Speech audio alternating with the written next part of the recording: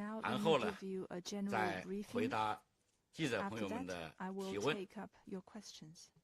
2022年 In 2022, 风高浪急的 faced 国际 with 环 a 境 challenging 和 global 艰巨难 environment 控的 and arduous 国内 tasks 改 at 革发 home 展 in 稳定任务 maintaining reform, development, 在 and 习近平同志 stability, 为核心的 under the 党 strong 中央 leadership of the 坚 CPC 强领 Central 导下 Committee with Comrade Xi 各地 Jinping at 区 its 各部 core, 门认 different 真贯彻落 localities 实 and 党中央国务院 departments 决策部署 carefully implemented the decisions and plans of the CPC Central Committee and the State Council, maintained the general approach of maintaining stability while seeking progress, 经济社会发展 coordinated pandemic control and social and economic 内 development, 外部挑战 and effectively coped with 国民经济 domestic 啊 and 是顶住压力持续发展 external challenges. Our 经济 economy 总量 continued to grow 再 despite 上 pressure, 新台 and 阶 the total economic 就业 output made 物 new 价 progress. 总体 We 稳定 maintained stability in 人民 employment 生 and 活 prices, 持续改 continued to 善 improve the people's 高质量 lives, 发展取 and 得 made new progress 新的成 in 效 high 经 quality 济社会 growth. 大局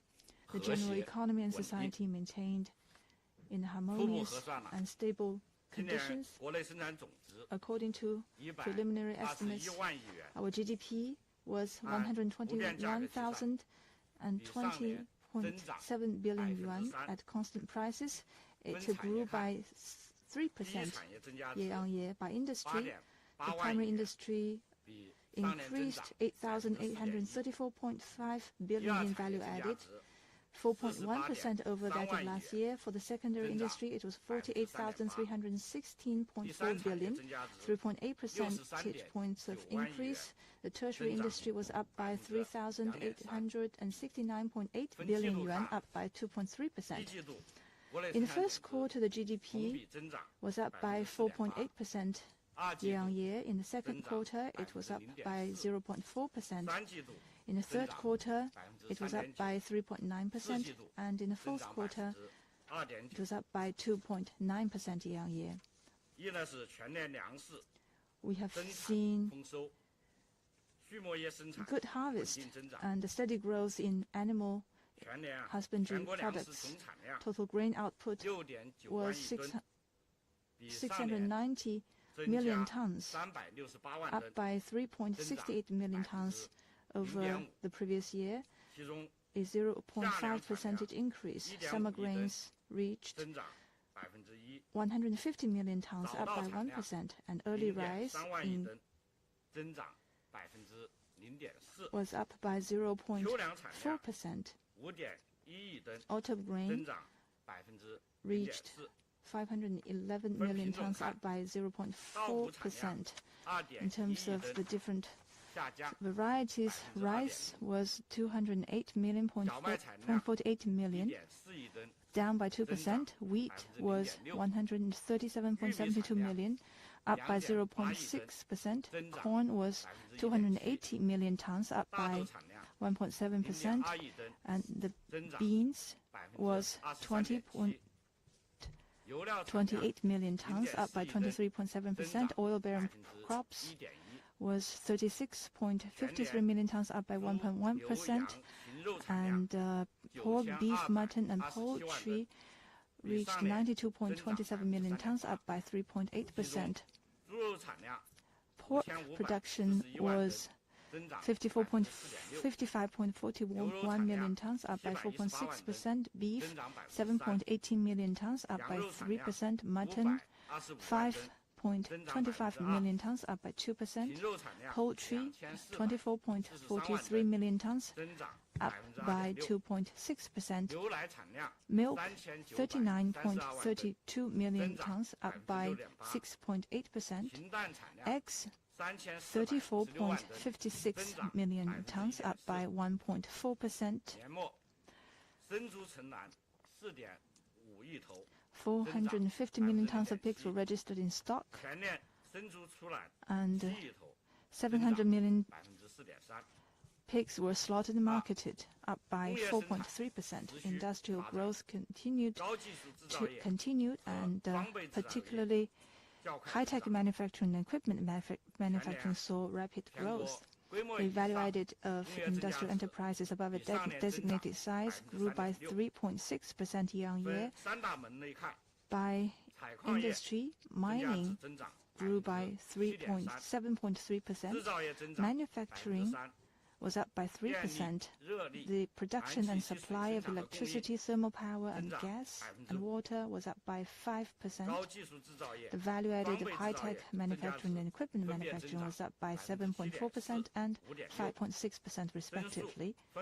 They were 3.8 and 2 percentage points faster than the industry average, respectively. By the different types, state-holding enterprises was up by 3.3%, shareholding prices 4.8%. Those funded by foreign investors and investors from Hong Kong, Macau, and Taiwan were down by 1%, and private companies was up by 2.9%. By products, the production of new energy vehicle, mobile communication base station, industrial control computer and systems were up by 97.5%, 16.3%, and 15% respectively. In December, the value added of industrial enterprises above the designated size was up by 1.3% year-on-year and 0.06% over the previous year. From January to November, the total profit of these enterprises was 7.7 trillion yuan, down by 3.6% year-on-year. Third, the service sector continued to recover and modern services experienced good development. The value added of the service sector over the year was up by 2.3%. In terms of information transmission software and IT services and the financial industry, the increase was 9.1%, 5.6%. In December, the index of service production was down by 0.8% year-on-year. The decline narrowed by 1.1 percentage point. From January to November, business revenue of services above the designated size grew by 3.9% year-on-year. And for information transformation software, IT services, scientific research and technology services, healthcare and social work, their revenues increased by 8.3%, 8.3%, and 8.1% respectively. Fourth, market sales remained generally stable, and sales of daily necessities and online sales grew fast. Total retail sales of consumer goods over the year was 44,000 billion yuan, down by 0.2% over last year.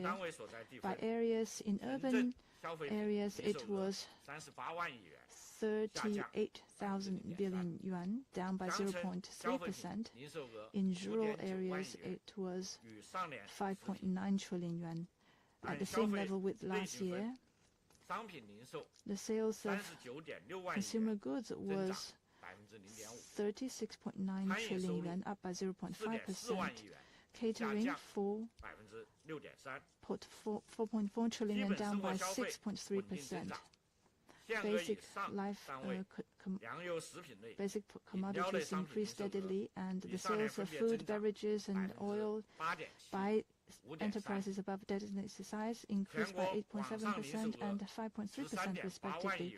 Online sales of consumer goods was 14 trillion yuan, up by 4%, and the sales of consumer goods online increased by 12 trillion yuan, up by 6.2%, accounting for 27.2% of the total retail sales. In December, the sales was down by 1.8% on a monthly basis. The decline narrowed by 4.1 percentage points than last year, and a 0.14% fall on a monthly basis.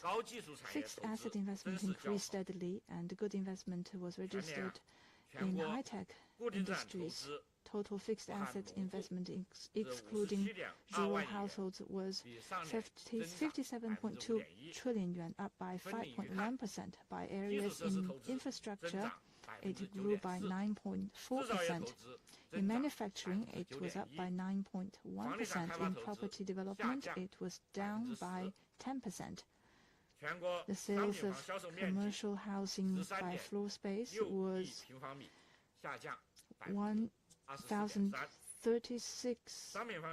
360 million square meters, down by 24.3%, and the sales revenue was down by 26.7%. By industry, the primary industry saw an increase of investment of 0.2%. In the secondary industry, it was up by 10.3%. In the tertiary industry, it was up by 3%.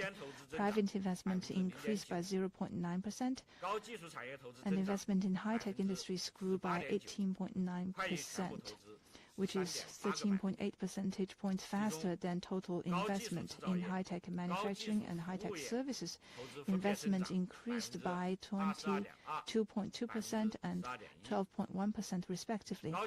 In high-tech manufacturing, the manufacturing of medical appliances and dashboards, electronic and telecommunications equipment saw an increased investment of 27.6% and 27.2%.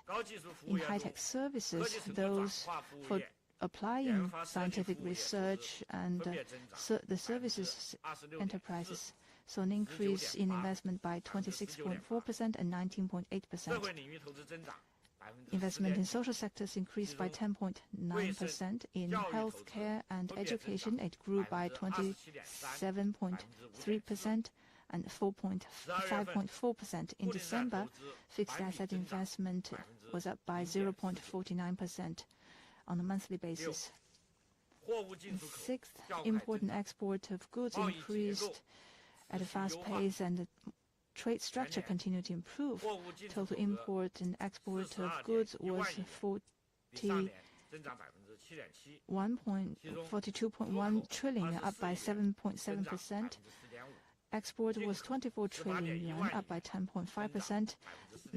Import was 18 trillion yuan, up by 4.3%. Trade balance was 5.9 trillion yuan.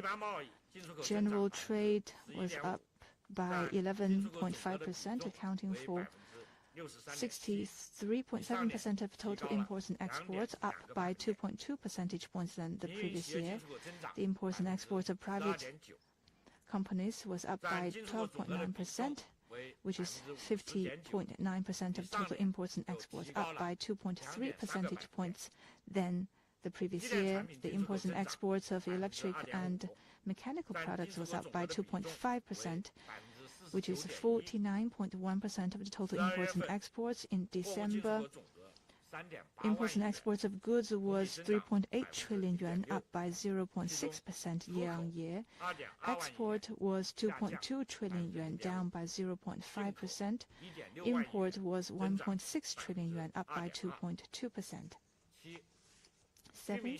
CPI grew in a moderate pace, and the prices of PPI fell to a lower level. CPI was up by 2% year-on-year by categories. Food, alcohol, and cigarettes was up by 2.4%, clothing 0.5%, housing 0.7%, daily necessities and services up by 1.2%, transportation and telecommunications up by 5.2%, education, culture and entertainment up by 1.8%, healthcare up by 0.6%, other products and services were up by 1.6%. In terms of food, alcohol and tobacco, pork was down by 6.8%, grain was up by 2.8%, fresh vegetables was up by 2.8%, fresh fruits was up by 12.9%. Core CPI, stripped of food and energy prices, was up by 0.9%. In December, CPI grew by 1.8% year-on-year, and it was generally stable as November. PPI was up by 4.1% year-on-year. In December, it fell by 0.7% year-on-year and 0.5% on a monthly basis. the purchasing prices of industrial producers was up by 6.1% over the year. In December, it was up by 0.3% year-on-year and down by 0.4% month-on-month. 8. Employment remained stable, and surveyed urban unemployment rate dipped to lower levels. Total new employed population was over 12 million, exceeding the year-round target of 11 million. In December, the surveyed unemployment rate in urban areas was 5.5%, down by 0.2 percentage points than last year. Unemployment rate of those with local household registration was 5.4%. For those with registration from other areas, it was 5.7%. The surveyed unemployment rate of those with rural household registration was 5.4%. The rate for those aged between 16 and 24 was 16.7%, down by 0.4 percentage point from last year. The rate for those aged between 28 and 59 was 4.8%, down by 0.2 percentage point. In 31 big cities, the surveyed unemployment rate was 6.1%, down by 0.6 percentage point than the previous year. In business enterprises, the average working hours per week was 47.9 hours. Total rural migrant workers were numbered at 295 million, up by 3.11 million, an increase of 1.1%. Local migrant workers registered 123 million, up by 2.4%. And those working in other areas were numbered at 171 million, up by 0.1%. Their average monthly income was 4,615 yuan, up by 4.1%. 9th, the residential income increased at the same pace as economic growth, and income grew faster in rural areas than in urban areas. Total disposable per capita disposable income was 36,883 yuan, a nominal growth of 5%. After deducting price factors, it was a real growth of 2.9%, at the same pace as economic growth.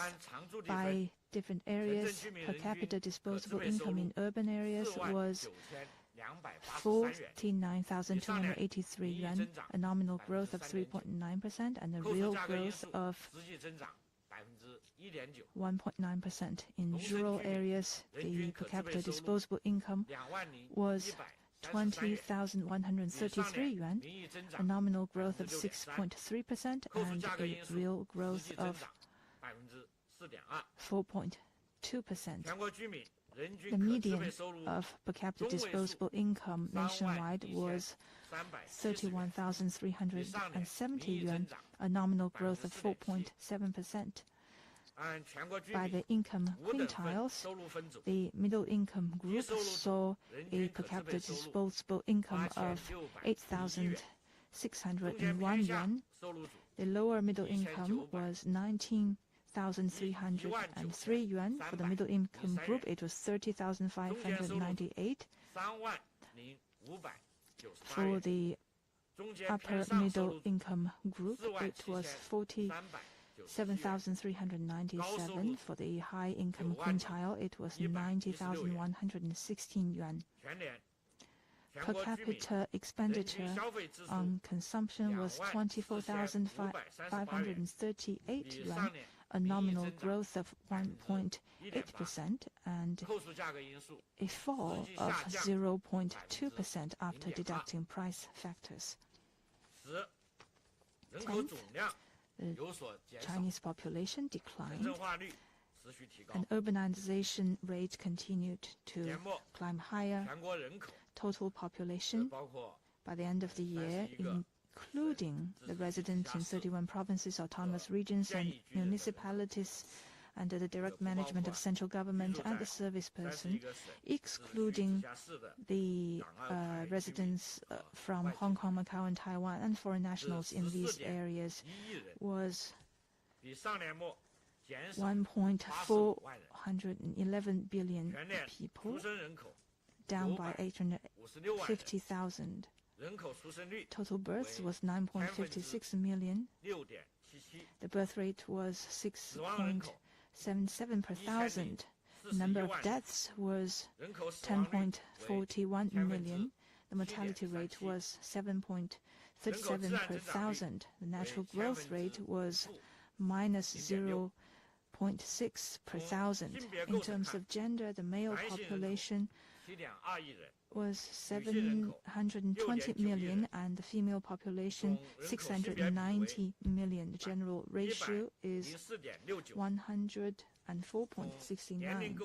In terms of age, those in working age between 16 and 59 years old was numbered at 880 million. 62% of total population. Those aged above 60 was 280 million, 19.8% of the population. Those aged 65 and above was 210 million, 14.9% of the total population. In terms of urban-rural structure, in urban areas, the residents were numbered at 290 million, up by 6.46 million from the end of last year, 2021, and in rural areas it was 491.04 million, down by 7.31 million. Urban population accounted for 65.22% of the total population, up by 0.5 percentage points than the end of 2021. In 2022, we made good progress in coordinating pandemic response and economic and social development. We have been able to stabilize the general economy, continued to expand economic output, and enhance the quality of development. At the same time, we continue to face complex and challenging international environment. Domestic demand is shrinking, there are supply shocks and weakening expectations. The triple pressure remain significant. Economic recovery is not yet solidly established. Going forward, we will continue to be guided by Xi Jinping's thought on socialism with Chinese characteristics for a new era, fully implement the instructions of the 20th CPC National Congress and the Central Economic Work Conference, continue to maintain stability and seek progress while maintaining stability, to better coordinate our two areas of work, promote coordinated development between security and economic growth, deepen reform and opening up, strengthen market confidence, stabilize growth, employment and prices, and keep taking the economy in a good direction to realize an upgrade in quality and appropriate increase in quantity. Thank you. So this is my opening remarks. Thank you, Mr. Kang. Now the floor is open for questions. Please identify your media affiliation before asking your questions.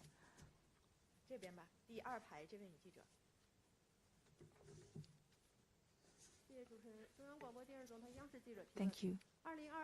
In 2022, we have faced some challenges in international environment and domestic challenges such as high temperature and drought. How do you see the economic performance over the year? And GDP exceeded 120 trillion yuan. What does it mean for the Chinese economy? Thank you for your question. It is very important to look back at the previous year. In 2020, the compounded impact of changes in the past century and COVID-19, together with geopolitical instabilities, have exerted more downward risks on the global economy. Domestically, China's economy was affected by the sporadic COVID cases, extreme high temperatures, and other factors beyond expectation. We continue to face pressure on three fronts, namely the contraction of demand, shock on the supply side, and weaker expectations. The environment of development is increasingly complicated, severe, and uncertain.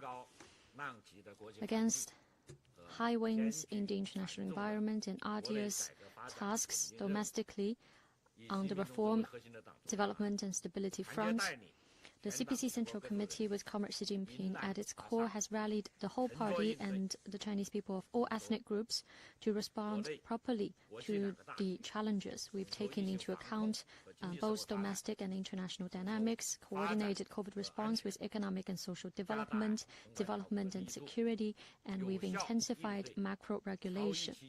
With these efforts, we've responded effectively to factors beyond expectations, and our macroeconomy on the whole remained stable. New progress has been made in high-quality development, and better safeguards was provided to people.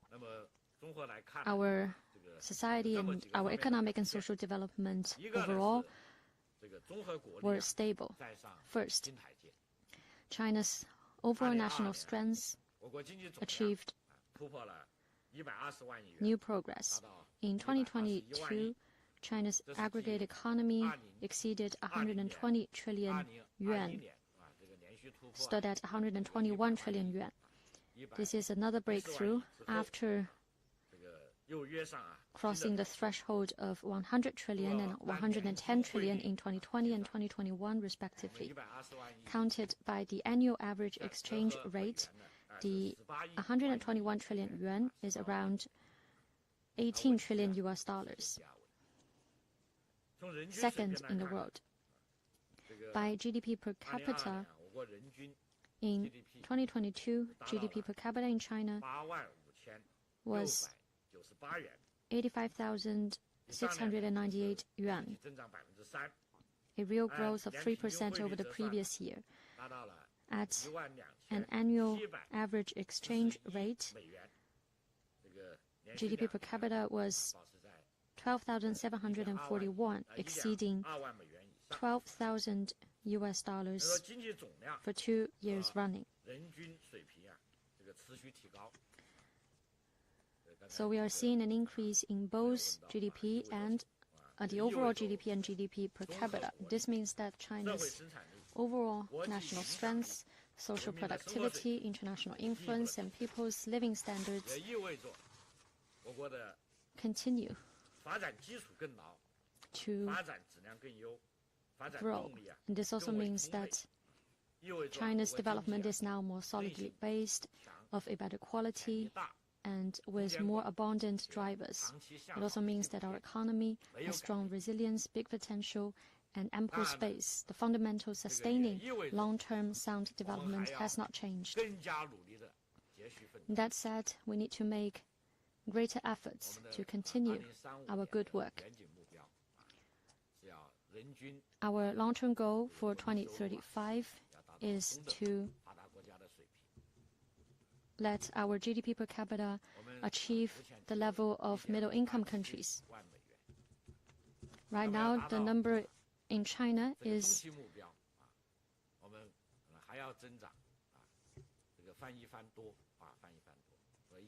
12.7 thousand US dollars, so we need to double that figure. The progress we've made is just one small step forward. We need to make greater efforts on that front. Second, overall economic performance remains stable. China's economic growth was faster than most major economies.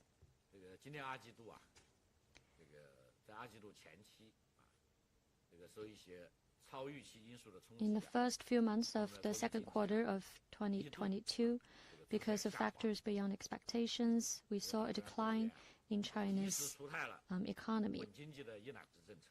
And in response to that, the State Council timely rolled out a policy package to stabilize the economy.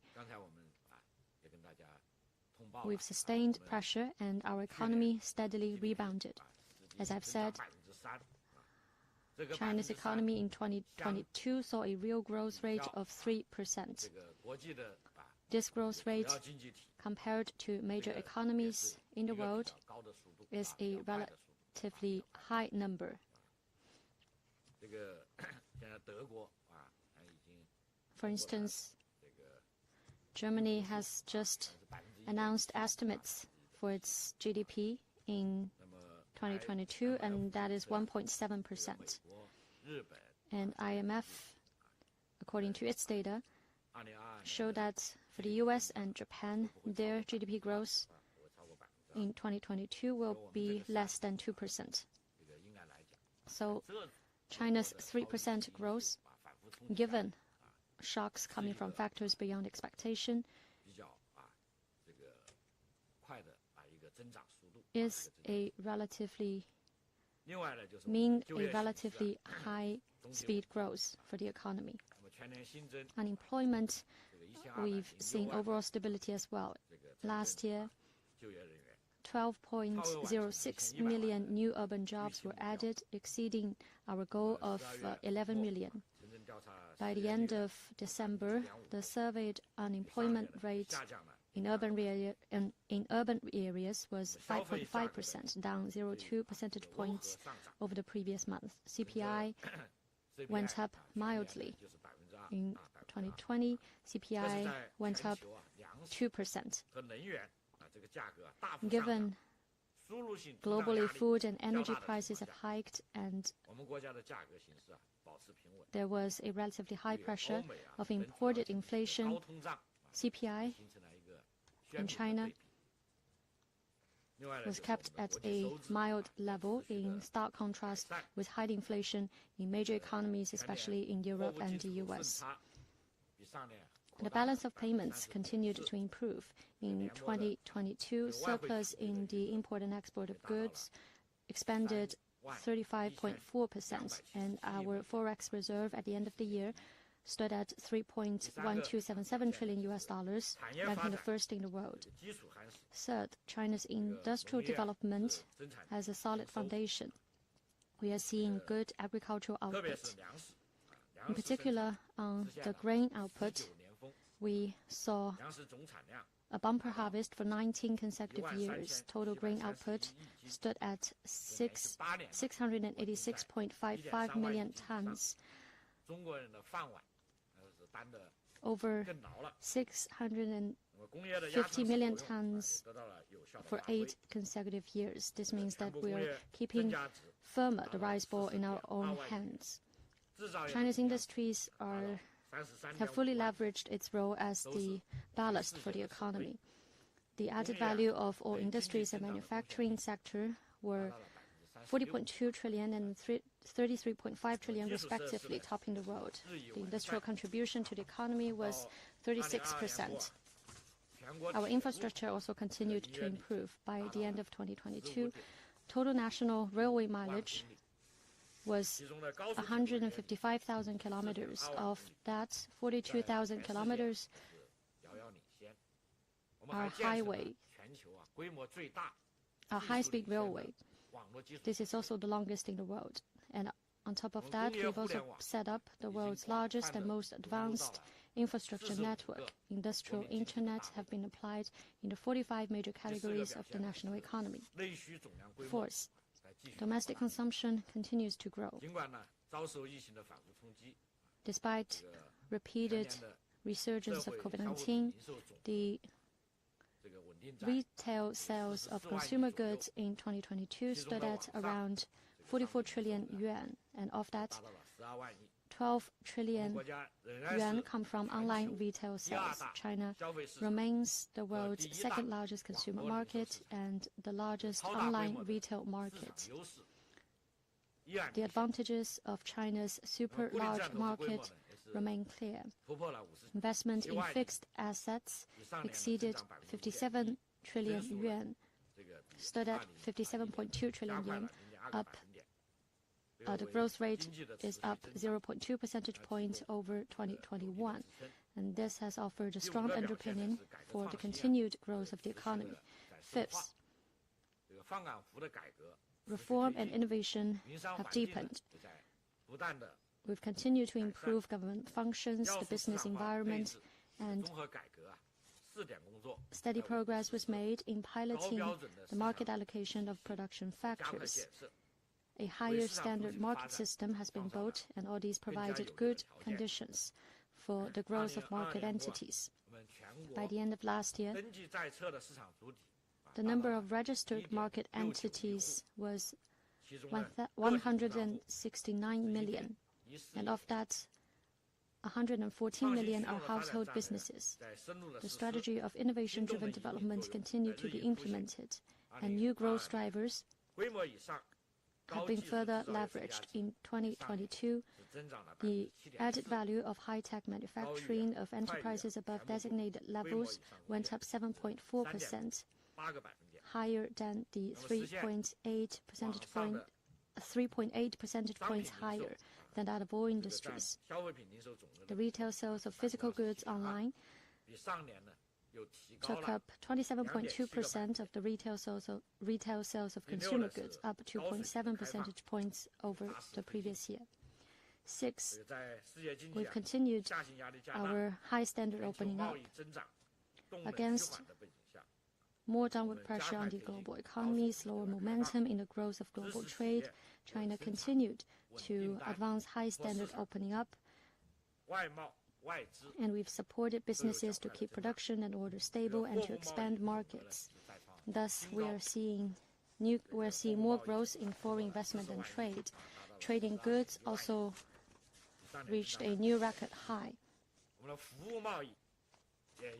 The number exceeded 40 trillion yuan for the first time, reaching 42.1 trillion yuan, up 7.7%. Trading services also saw faster growth. From January to November last year, trading services totaled 5.4 trillion yuan, up 15.6% year-on-year. More foreign investment have been drawn to China. The good economic prospect and a business environment that continues to improve has helped China to remain a much sought-after destination for global investments. From January to November last year, total paid-in foreign investment was 1.1561 trillion yuan, up 9.9% on a comparable basis. And paid-in foreign investment exceeded that of 2021, a new record high. 7th, more effective safeguards were provided to meet people's needs. While promoting development, we've stayed committed to protect and ensure people's lives, and as a result, people's income has grown. More input has been made to improve people's lives, and their basic needs are better met. First, a steady growth of personal income. As I've said, disposable income last year was up 2.9%, basically in tandem with economic growth. The government has also provided better protection for people's income. Last year, the net transfer income per capita was up 5.5%, higher than the growth of personal income. More investment have been made to improve people's lives. Last year, investment in social sectors was up 10.9%, and of that, investment in health was up 26.1%, and investment in other social-related work was up 6.6 percentage points. Looking back, what we've achieved is no mean feat. Against changes in the past century and the pandemic, faced with multiple shocks caused by factors beyond expectations, what we've achieved did not come easy and is the result of hard work. We've been able to achieve these because of the strong leadership of the CPC Central Committee with Comrade Xi Jinping at its core, because of the guidance of socialism with Chinese characteristics in the new era, And because of the collective efforts of the whole party and of all Chinese people of all ethnic groups, these achievements fully attest to the significant advantages of China's socialist system, of the strong resilience and vitality of the Chinese economy. While acknowledging the good work we've done, we also need to be aware that the international environment continues to be complex and fluid. The momentum of global economic growth is slowing down, and outlook on global trade is less than optimistic. The world may face possible stagnation. Domestically, China's economic recovery is not solidly based yet. Businesses are still facing difficulties in their operation. Science and technology innovation is not enough. People in difficulty are still having trouble with finding jobs. Thus, more arduous efforts need to be made to deliver better economic performance. Thank you.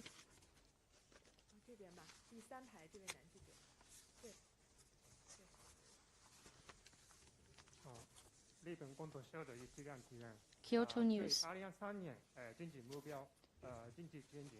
What's your view on China's economy in 2023? What are the targets? China has recently reopened its economy after it has relaxed COVID policies. What will be the effect on that? Can you repeat your question, your first one? What are the targets for China's economic growth in 2023, and what's the outlook? And my second question is on reopening.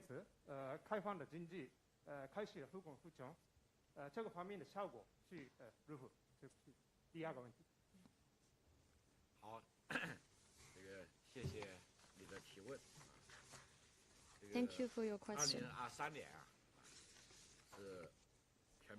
The year 2023 is the first year to fully implement the decisions of the 20th National Congress. It is also a key year in implementing the 14th five-year plan. The external environment remains complex, and there's greater risks of stagnation worldwide. China's economic recovery is not solidly based. That said, China's economy has strong resilience, potential, and vitality, and the fundamentals sustaining its long-term growth has not changed. Resources, production factors, and conditions are there to sustain our economic growth. As China's COVID containment has entered a new stage, as relevant policies continue to be implemented, life and work in China are expected to be resumed at a faster pace, and the inner growth drivers of China's economy will continue to grow. So overall, in 2023, the goal for China's economy is to rebound overall. So looking ahead into 2023, we have the following advantages. First, a solid material basis. China has every industrial category that are listed under the United Nations. We have a complete industrial system. And our industrial sector has a strong resilience. China takes up an important place in the global industrial and supply chain system. China also has relatively complete infrastructure against fluctuations in the supply globally. We've worked to strengthen and ensure the security of key areas concerning food, energy, industrial, and supply chains. These have put us in a good place to respond to external risks and challenges. Second, clear advantages of China's super large domestic market. We are home to 1.4 billion people, and we are still pushing forward industrialization and urbanization. We have the world's super large domestic market, and this is a strong engine to drive economic recovery. Third, the underpinning role of new drivers will continue to be enhanced. The innovation-driven development strategy will continue to be implemented, and China's science and technology innovation will be strengthened. Effective efforts will be made to boost the development of new industries, and all these will inject new driving forces into China's economy. And fourth, dividends of China's reform and opening up will continue to be unleashed. We will continue to adhere to and improve China's socialist economic system, stay committed to encouraging, supporting, and guiding the development of the non-public sector while unswervingly consolidating and developing the public sector. We will continue to improve government functions, the business environment, and provide a fairer environment for all types of businesses. Fifth, we've gained more experience on macro control.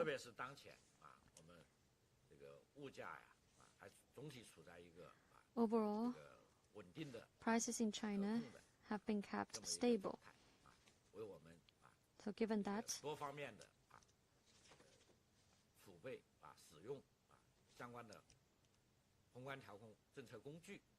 we have quite some macro regulation policy tools in our disposal.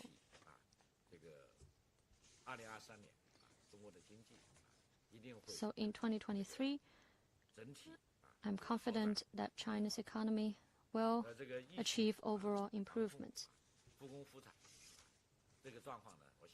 As the economy has reopened, I believe you've all felt firsthand what are the good results of that. For instance, in Beijing, now we are seeing more traffic jams on roads. Domestic flights, 80% of domestic flights have been resumed back to the level, almost back to the level of 2019. So gradually, life and work will be resumed, and all these will provide good conditions for economic growth in 2023.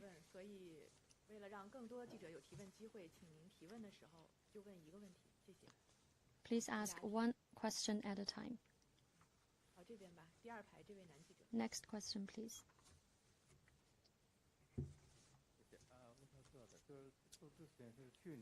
From Reuters.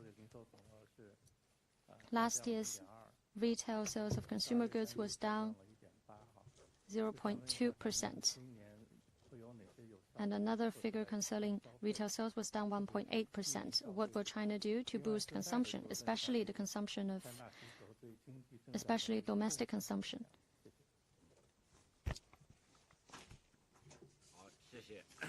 Thank you for your question.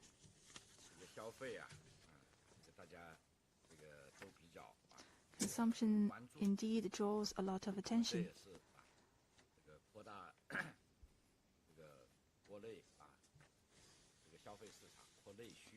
To strengthen the domestic consumption market and expand domestic demand is also a priority of our work this year. In 2022,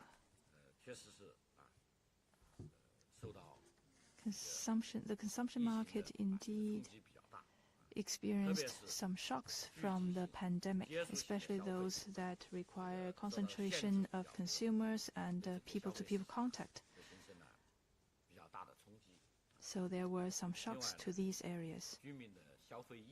And the willingness to spend is also weakening. It was not very convenient to make purchases. So we saw a 0.2% decline.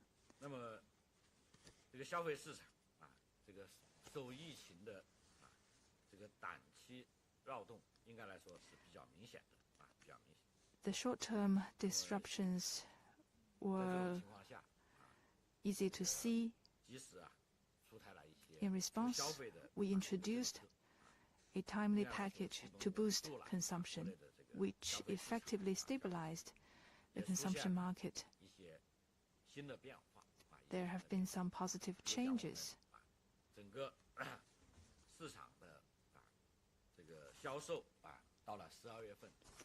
In December, we are already seeing marginal improvement.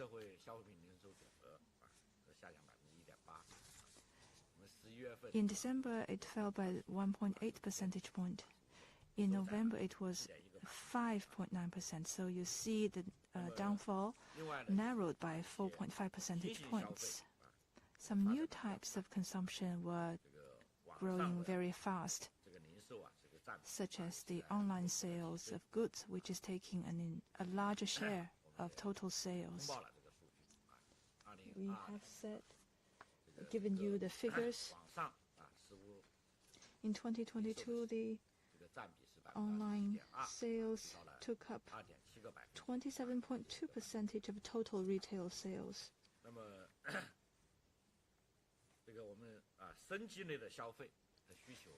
The consumption of upgraded products was also strengthened.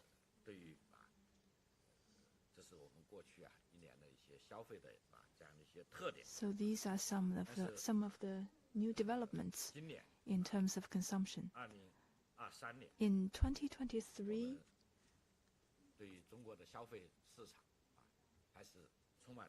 we are full of confidence in China's consumption market as the pandemic prevention enters a new phase and production and life returns to normal and the consumption market continues to expand. We expect a gradual restoration and improvement. There are also a number of favorable conditions. First of all, the potential for consumer spending is strong. We have more than 1.4 billion people who themselves represent strong demand, and they are buying more upgraded products and services. And we are seeing recovery in offline consumption and consumption in services as the economy reopens. There will be less difficulties in offline consumption. And there will be new areas in terms of consumption. Internet plus, digital plus, these are all new models in consumption, and they are growing fast. Green consumption, health care, and education is also very active. Fourth, we have a stable employment situation, and we are seeing increasing incomes. These are good for driving consumption. In 2023, the Chinese economy will continue to improve and strengthen. As this happens, employment and consumption will also improve and incomes will rise. All this will contribute to stronger capacity and willingness of the people to spend. At the end of last year, the government also released a mid to long-term program on expanding consumption and domestic demand.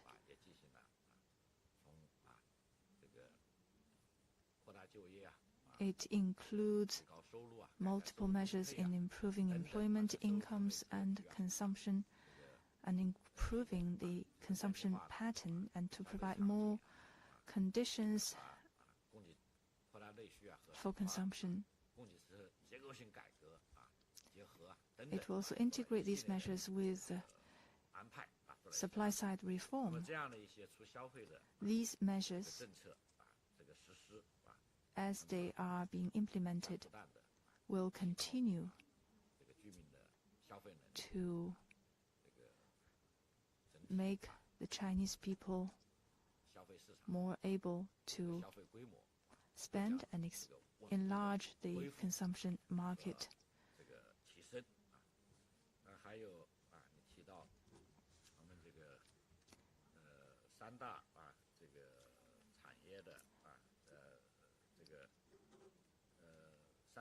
In your question, you mentioned the contribution to the economy from the three driving forces.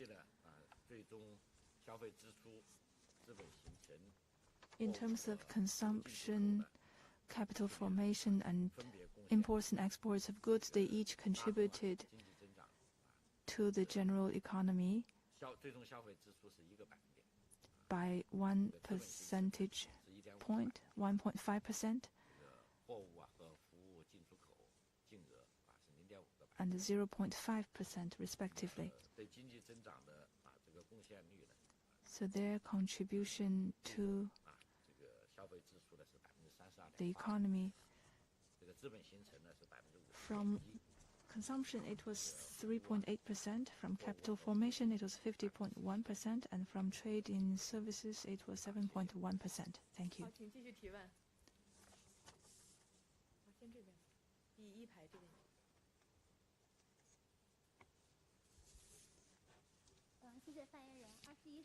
Thank you. How do you see the employment target in 2022? In 2023, there will be more college graduates. How to continue to achieve our targets for employment?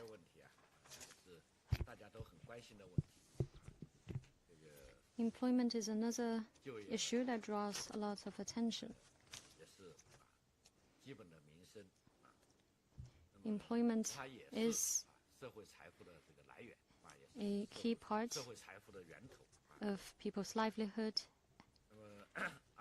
and a very important source of people's income.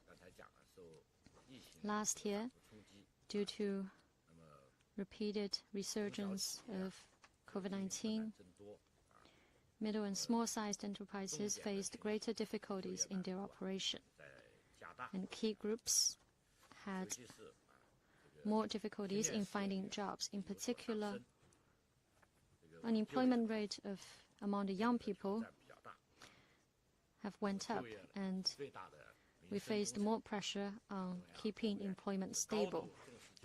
Employment is the most important part of people's lives, and the CPC Central Committee and the State Council have introduced a raft of decisions to keep employment stable.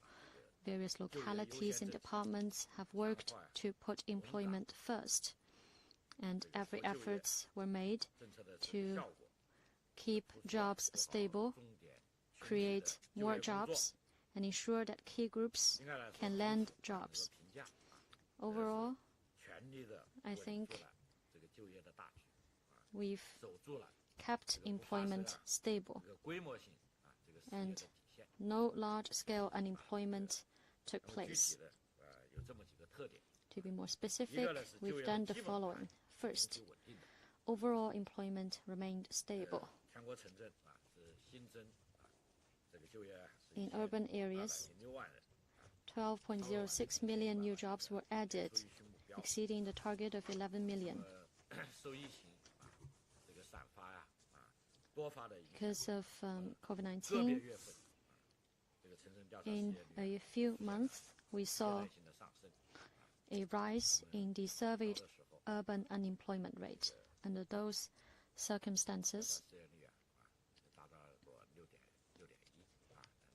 the highest surveyed urban unemployment rate was 6.1%.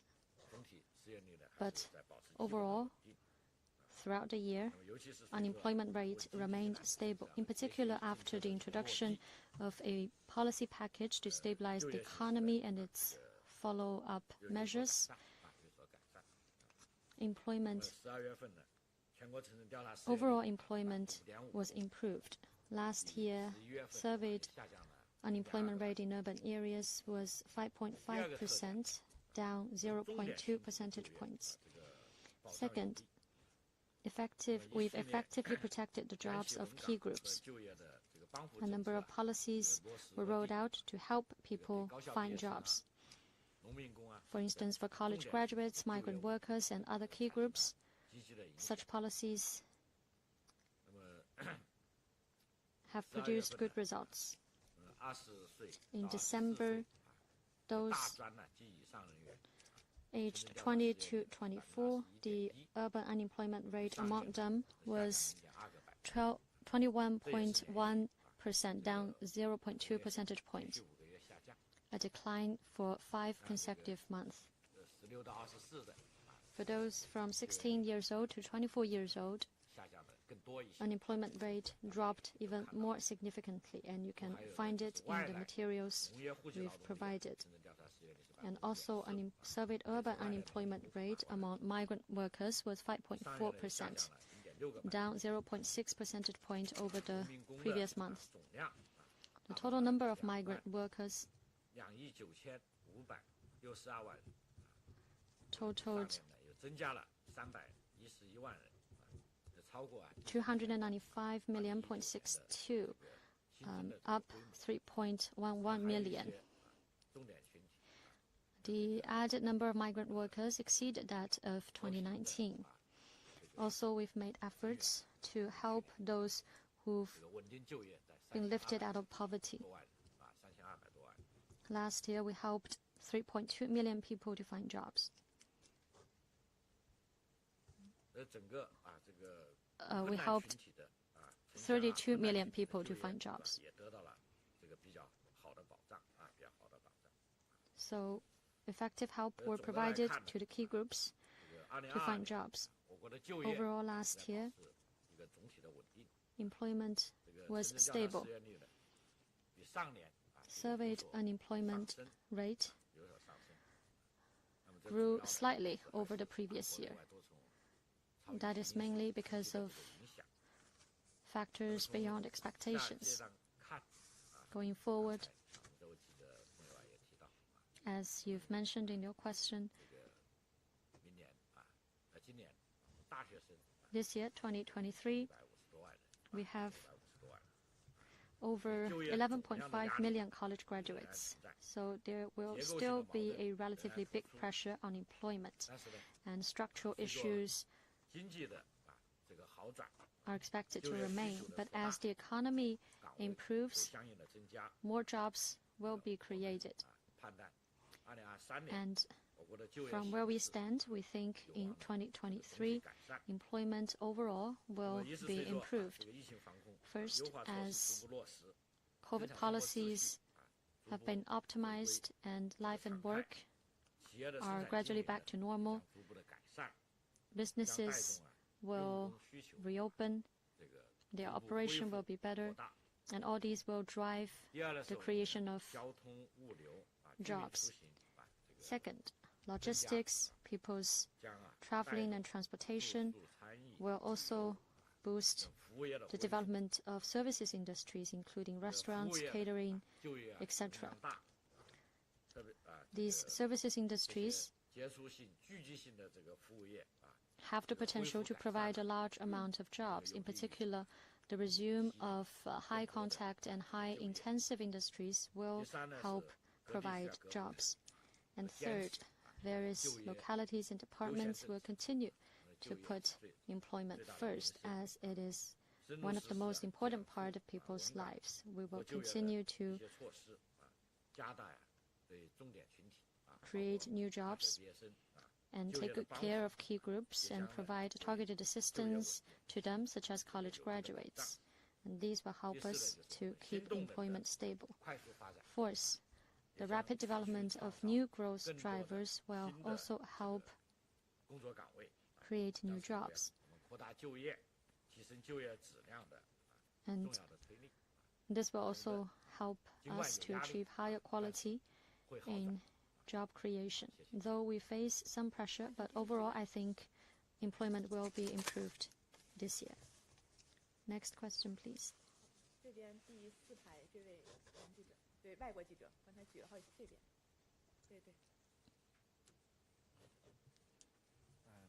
Samuel M., Swiss Radio. Please excuse my English, but my Chinese is worse, so I stick to the English. Looping back to consumption, will there be further measurements taken to enhance consumption, to turn it around? 好，请翻译一下。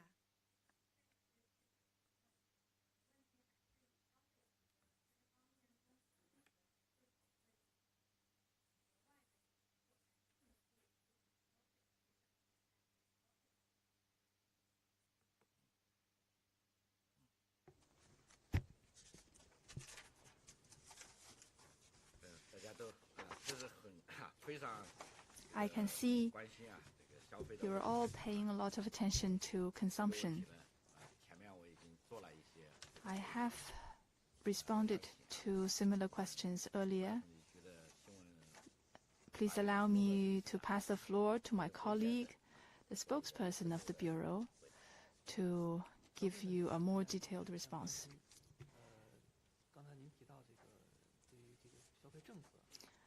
Yes, you asked about our possible policies. In the face of the complex situation in 2022, there have been a number of policies released by different departments and local governments. The central government has also released a mid to long-term program. I believe it will continue to play an important role in stabilizing consumption, driving domestic demand. Consumption growth, as the economy and pandemic control enters a new phase, will continue. There will be stronger willingness and capacity by the consumers to spend. It will also uplift the overall economy. Thank you.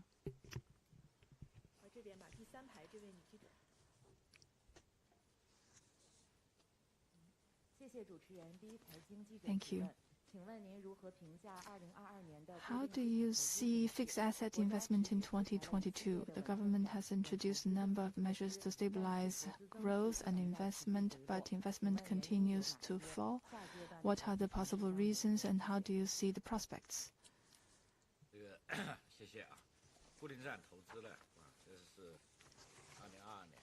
Yes. In 2022, fixed asset investment was an important part of our work in stabilizing the general economy.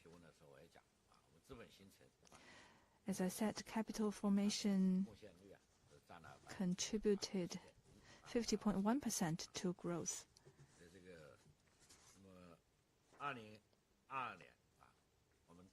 In 2022, the total fixed asset investment grew steadily.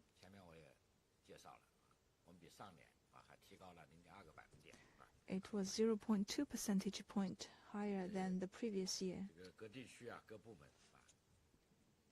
The various local governments and government agencies are making solid progress in launching new projects,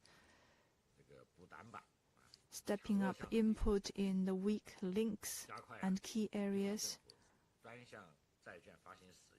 and putting to greater use the special government bonds and innovating new financial tools which have contributed to the steady growth of the volume and a better structure.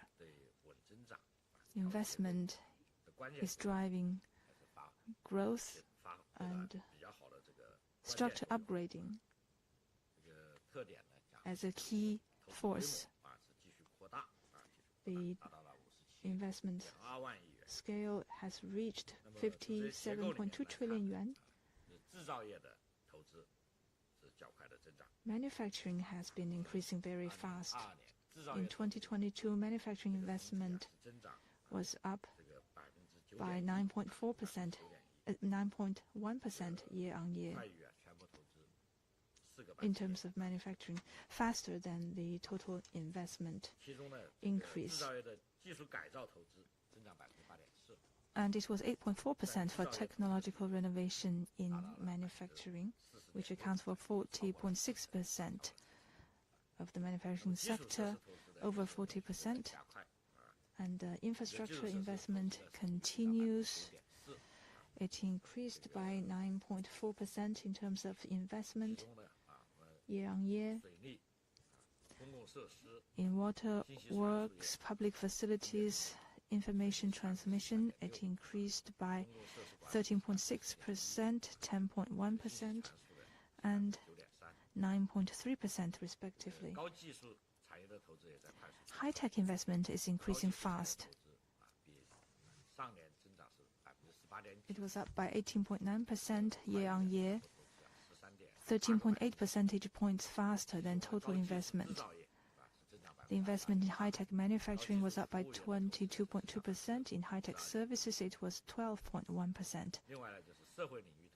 In social sectors, there is also fast growth. A year-on-year increase of 10.9%. In healthcare and education, investment increased by 26.1%. So the overall investment has remained stable and also shown some new features.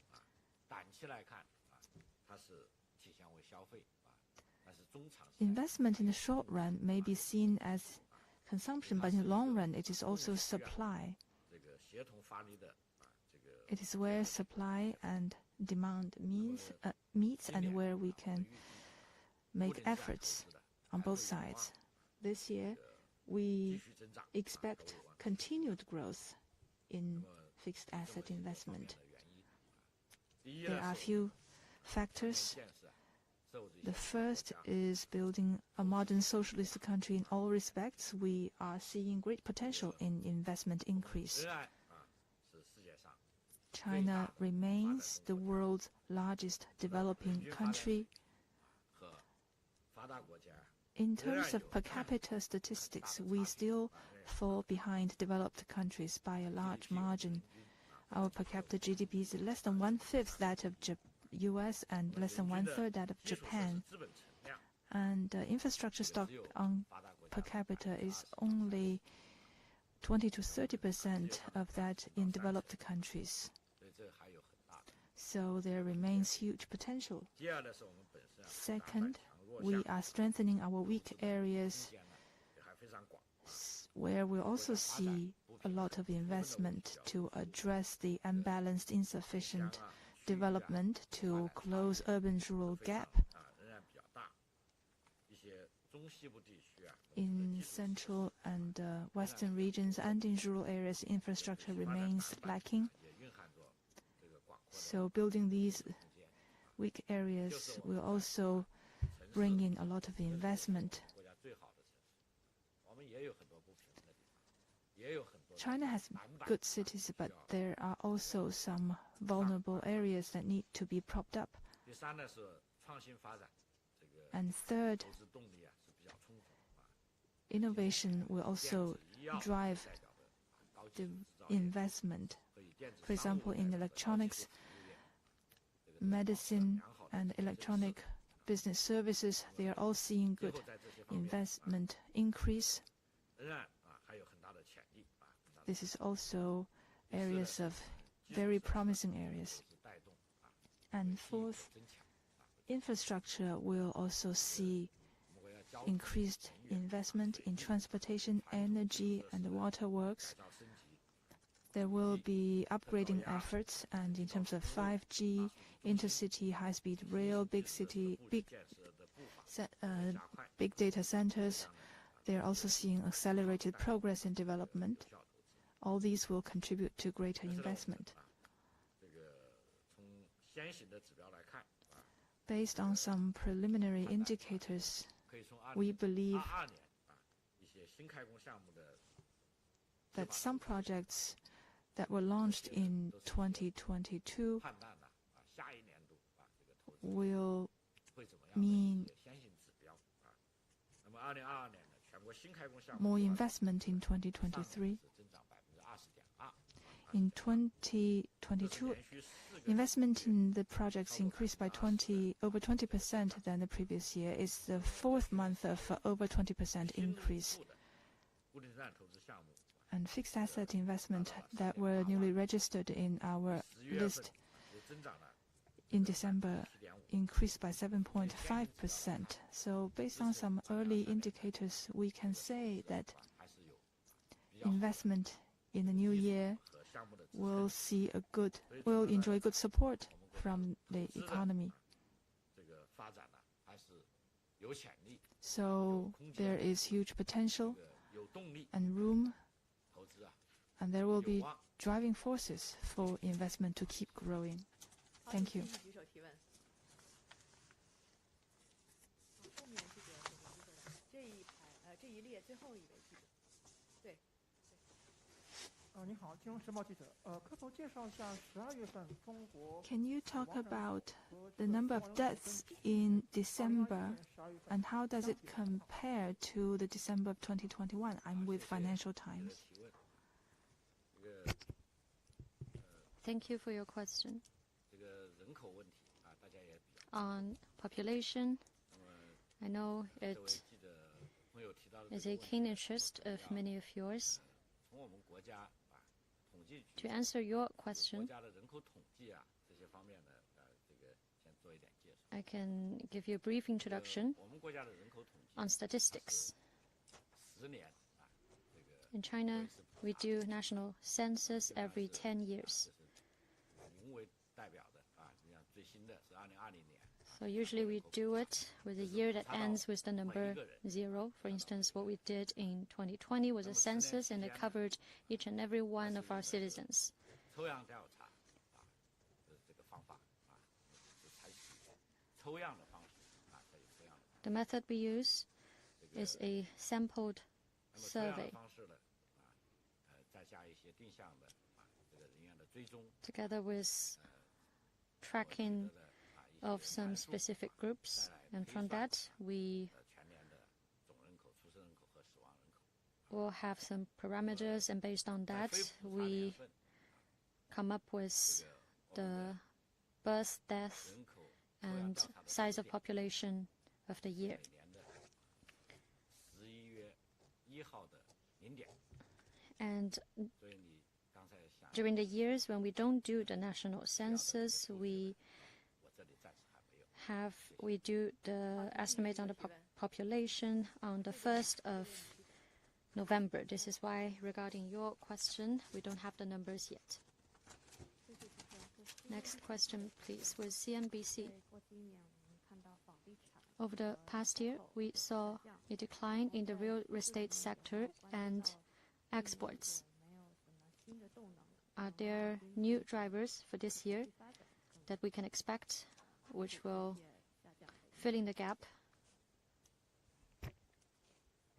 你关心的谢谢你 Thank you for your question 房地产的问题 about the 出口的问题 real estate sector and export. 这个我先简要的把这个2022年Let me first briefly 房地产的情况 say a few words about the property sector in 2022. 大家房地产的问题呢也是 I know 都非常关注 this is also another hot topic. 链条长 It has a long industrial chain and involves 经济 various aspects of the economy. It has 重要的 a large role in the national economy. 那么房地产除了这个它的房地产业之外它的带动面是非常 Besides the property sector per se, it can have 大概我们 an impact on other parts of the economy. We have done some 投资产 research. 整个房地产让我们 We believe it basically accounts for about 13 to 14% of the economy. That is the property sector and the related industries. Last year, there were some industries that experienced negative growth, and including the real estate sector. It was minus 5.1%. There are many indicators associated with it. This includes investment, which was asked by our friend sitting over there.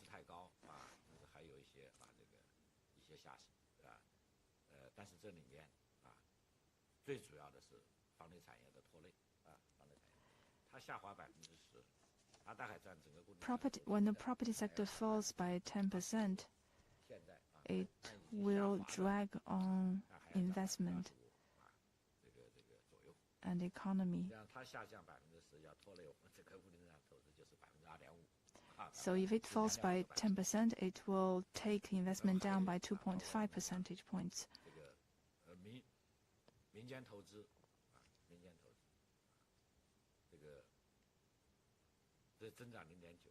And private investment grew by 0.9% in 2022.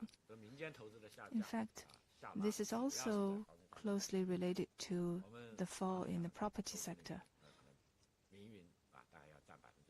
because about 80% of those in the sector are privately owned. So its effect on this area of investment is clear.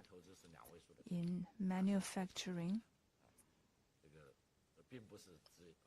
private investment experienced some growth. It was double-digit.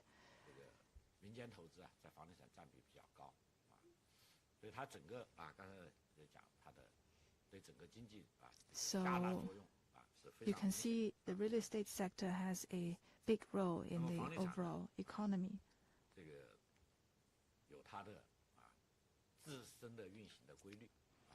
This sector has its own features.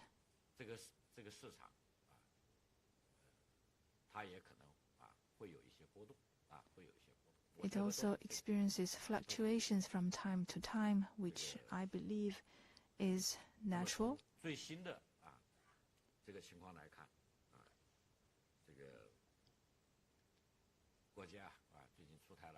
You can see from the latest developments, the government has introduced a number of policy steps to build a new system for the sector.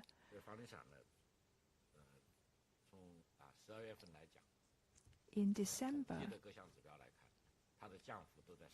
the indicators show that the fall is narrowing.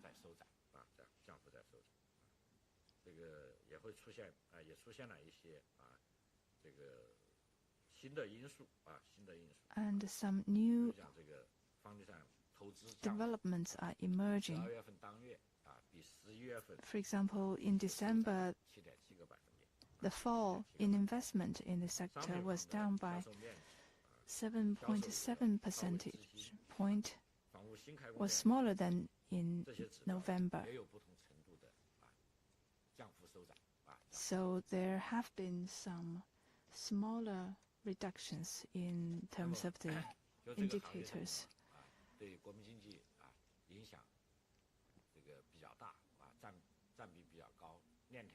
Considering its significance in the economy and its own innate characteristics, we believe in 2023, the real estate sector will not have a bigger negative influence on the economy than in 2022.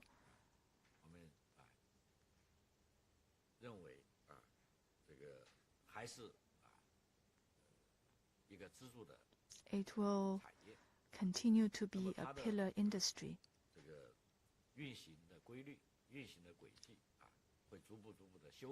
it will continue to improve the mechanisms by which it runs.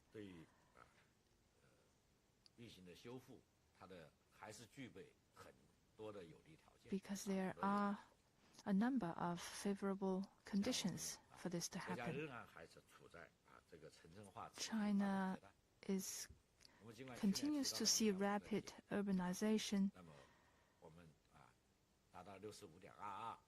reaching 65.22% in 2022. It's not a very high figure. In developed countries, it's about 80%.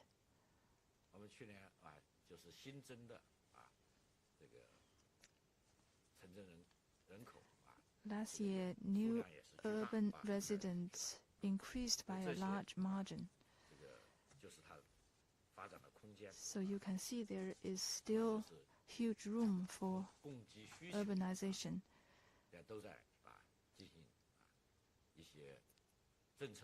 And there are also policy movements on supply and demand.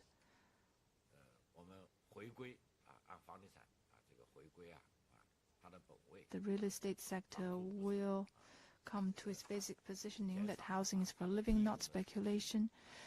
It will become less of a financial tool, but to meet the people's demand for housing. There will be multiple channels and diversified supply of housing to build a healthier real estate sector.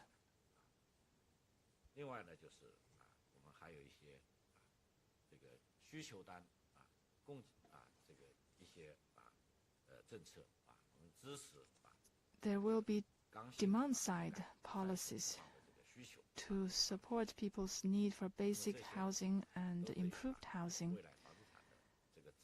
These policies will come together to support the real estate sector.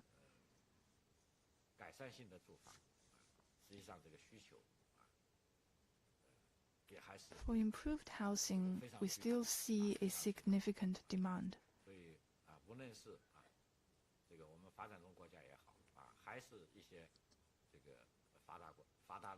For developing and developed economies alike, housing is a pillar industry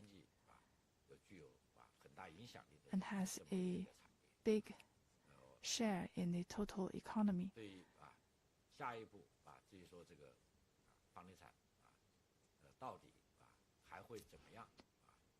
In terms of its prospects, I'm afraid I'm not in a position to come to a conclusion yet. But I can say that its negative impact on the economy will be significantly weaker. Thank you.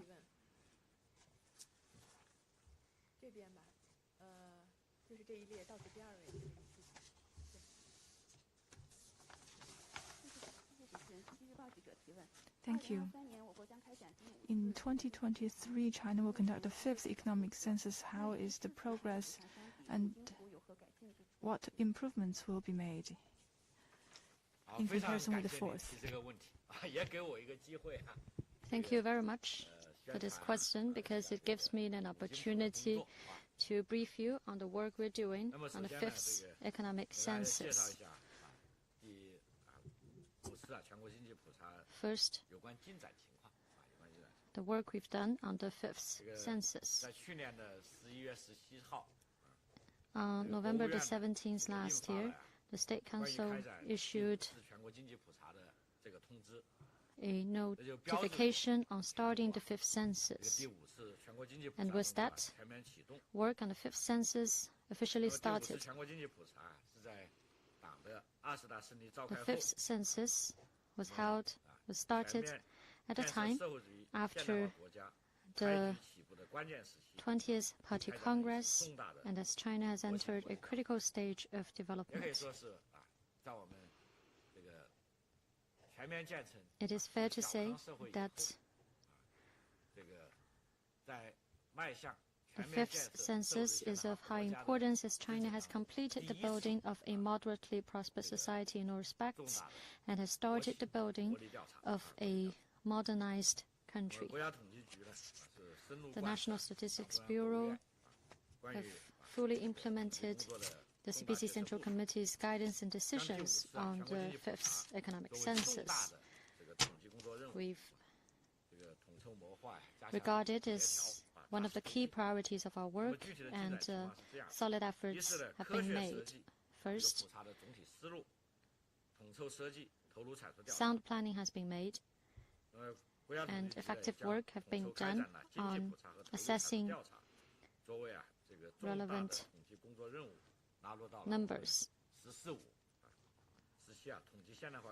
The fifth census has been included as a key part of the Bureau to implement the 14th five-year plan. In 6 localities, including the Shanxi province, pilot programs were rolled out to assess both economic census and the numbers of input and output. We focused our work on assessing high-quality development. With in-depth discussions and after soliciting views from all sectors, an overall plan was made. Second, solid efforts have been made to roll out the plan in Beijing, Tianjin, and Hebei. Altogether, 14 localities from June to September last year. We focused on addressing main difficulties and evaluated the methods we're going to take in the census. Now a draft has been formulated. We are seeking views from relevant departments. Third, coordination among various departments have been strengthened to make sure that all work will be implemented. The census is a major work that involves the support of all relevant departments and the whole society. Now, all localities, provinces, municipalities have started to look into how to conduct census in their own provinces. And what are the differences between the fourth and the fifth census? I think the biggest one is that for the first time, we are doing both assessment on economic census and input and output numbers. This is what high-quality development requires of us. It is also a key step to improve the quality of statistics regarding our economic census. For instance, it can help us to further ease the burden of primary level workers, make sure that the numbers we collect are fully verified, are better coordinated, so that the numbers we collect are effective and useful. Second, new measures have been taken to carry out the census. In the fifth census, we will make full use of electronic records, etc., and online platforms will be used for people to register information. We will also continue with on-site information collection. For those who need to submit information, they can do it on-site and online.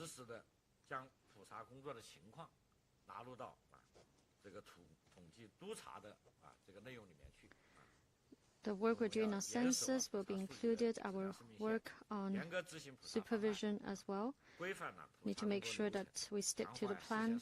Everything is done in accordance with procedures, and to make sure that information are fully verified throughout the process. Any fabrication of data or information will be seriously dealt with.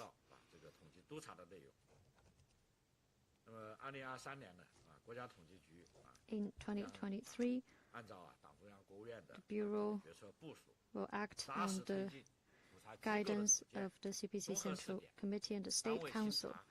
We will continue with the pilot programs, do sound preparations, so as to lay the groundwork for a successful fifth census. Economic census is a full assessment of China's economic performance, and to do our work, we need the support of all those who are involved.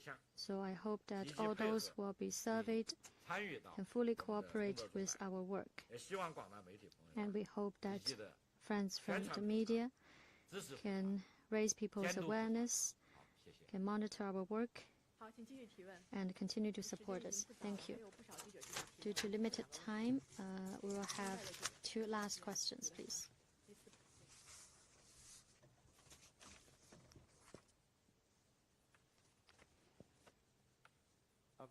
Looking at that employment rate, the unemployment rate usually rises in December, looking at the last 5 or 7 years, but this year it fell. How do you explain that change in the historical pattern in unemployment, especially considering that in December, most of China seemed to have had COVID and economic activity was very, very limited? And to follow up on the question from the Financial Times, will you be releasing monthly death data in the coming months, considering how much interest there is and how many people are dying and how fast that is increasing? Thank you. 彭博是吧 ？Bloomberg。对，彭博社，对不起。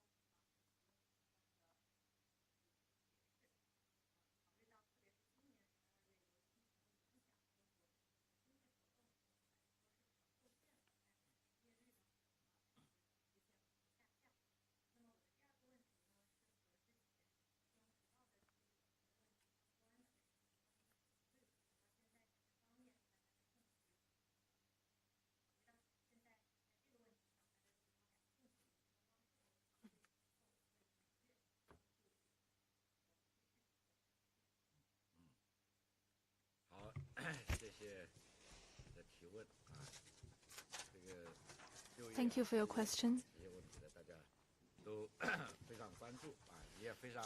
Employment is indeed a hot topic. You have been studying the Chinese economy for years, and you are right about the unemployment rate trends. In December, it fell by 0.2%.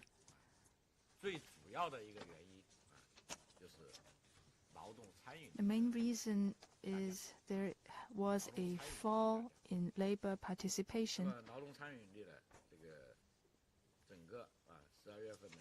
In December, this dropped by 1.1 percentage point.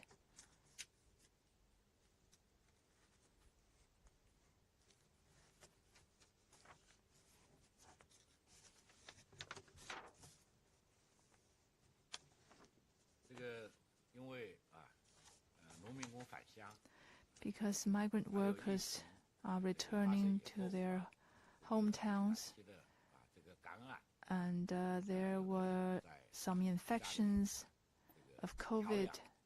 People were taking breaks at home. So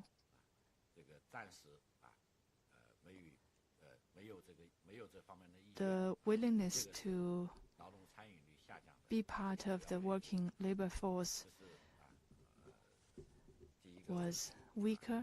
那么第二个问题呢，这个1月14号 On January the 14th, the State Council Mechanism for Pandemic Control 召开了相关的这个 held a press 说 briefing 疫情发生以来中国对 on the relevant 疫情的 information. 包括感染等等各方面的数据 China's data regarding the pandemic, including infections, have always been released 全球向 as fast as possible to the Chinese population, to the relevant 分享 institutions, and to the world. 从疫情防控进入新阶段以后现在 Now we are at a new stage of pandemic control.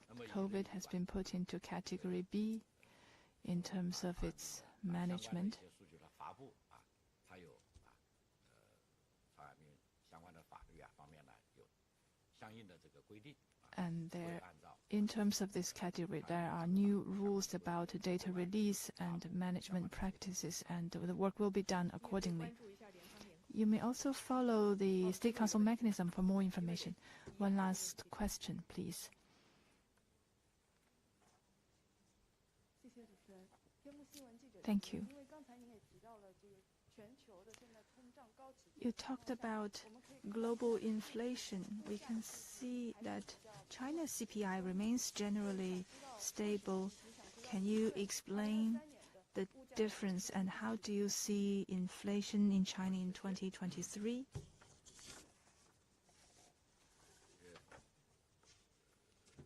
物价这个集合既是物价的稳定既是经济稳定 Price stability point is a part of the foundation of a stable economy. It is also closely related to everyday life.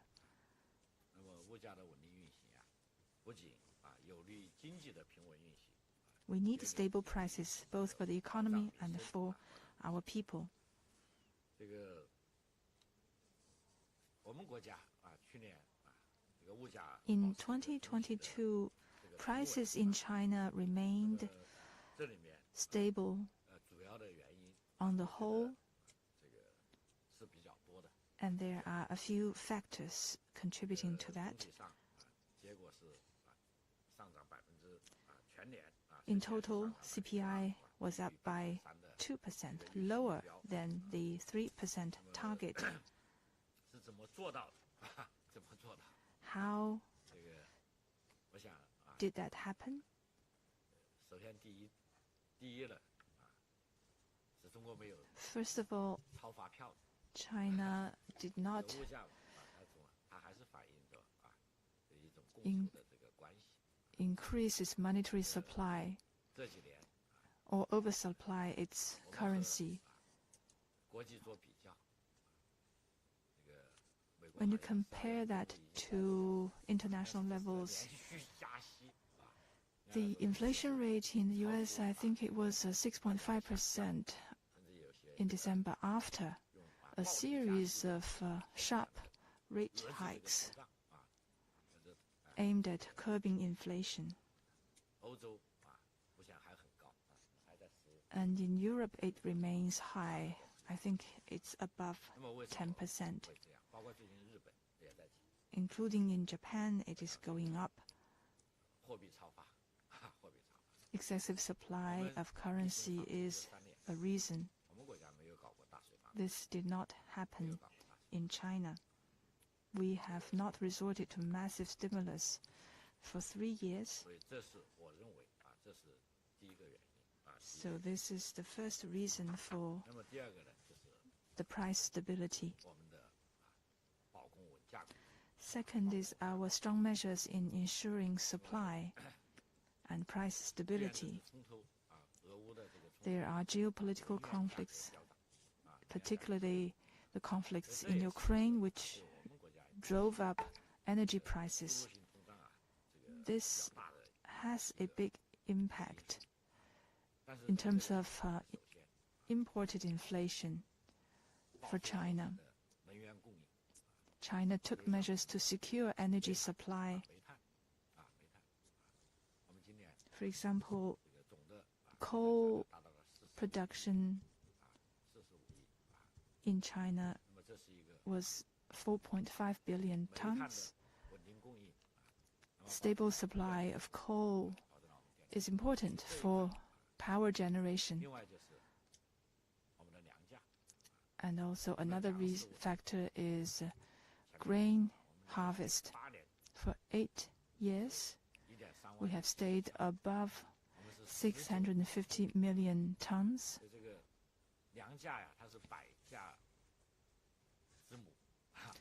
Grain prices underpin all other prices.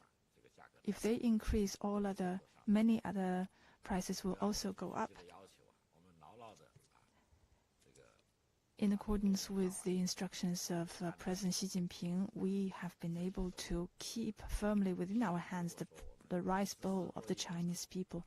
If the 1 billion Chinese cannot face challenges in food supply,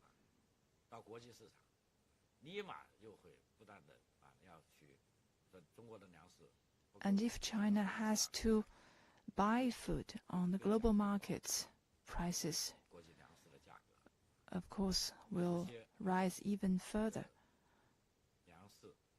Therefore, we have secured the supply and price stability of major commodities such as energy and food. This is the solid foundation for keeping prices stable. The third factor is good supply of industrial products and services. Prices are relations between supply and demand. We have a well-developed industrial system, good supply of goods and services. They are important for keeping stable prices. In 2023,